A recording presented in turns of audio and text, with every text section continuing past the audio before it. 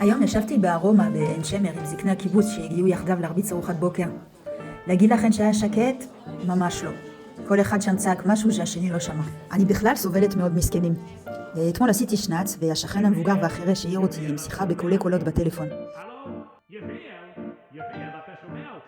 הוא גם מטריד אותי במעלית עם השאלות שלו, מצאתי עבודה, לא מצאתי עבודה. והוא מרים גבה כאילו הוא זה שמשלם לי משכורת. אחרי זה הלכתי לסופר פארם לקנות לי אודם כי השפתיים שלי איבדו כל צבע בגלל גיל המעבר. מצאתי אחד שאומנם לא יורד בקלות, אבל הוא מייבש את האימימה של השפתיים. נעמדתי מול השאלה הקיומית הידועה, מה עדיף, יובש או צבע שפתיים של זומבי? בסוף קניתי את האודם המייבש, כי מה שאומרים על זה שאת הכי יפה כשנוח לך זה בולשיט. כל זה קרה אחרי הטיפול עם אפרת. התקפלתי על השטיח שלה בתנוחת בר ולא רציתי לקום משם, למרות שהיה מלא שערות של חתולים וכלב. כשהיא שאלה אותי, מה הכי יעזור לך עכשיו? מה את הכי צריכה? אמרתי, קפה וקרואסון, וככה הגעתי לארומה.